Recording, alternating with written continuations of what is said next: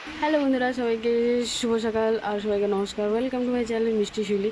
তো আজকে দেখো, আজকে বিশ্বকর্মা পূজা আর আমার সব কাজ সকালবেলা হয়ে গেছে। এখন হচ্ছে 6টা আর আমি এসে করবো, সব কাজ হয়ে গেছে আর এখন আমি পূজা দিতে যাব।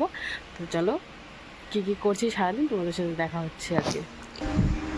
আমার বর গাড়ি ধুচ্ছে, কেন কি হোম গাড়িটাকে পূজা করবে, এই জন্য গাড়ি ধুচ্ছে।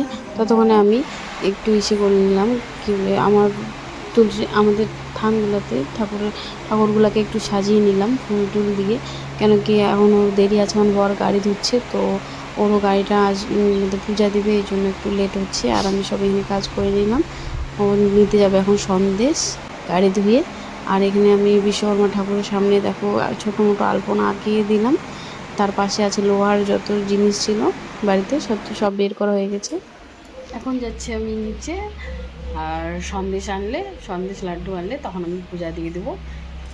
তো নিচে আছি, পূজা দিয়ে তোমাদের সাথে দেখা হচ্ছে। এই মানুষটার জন্য এত লেট হলো পূজা দিতে। আর আমার বর সন্দেশ নিয়ে আসলো, এবার পূজা করব আমি। আর দেখো পূজা দিয়ে একটু পরেই খেতে বসছি। এখানে পূজায় আর প্রসাদ আছে, এখানে চাল কুমড়ার সবজি আর পরোটা বানাইছে আমার শাশুড়ি মা। তো আমি প্রথমে প্রসাদ খাচ্ছি।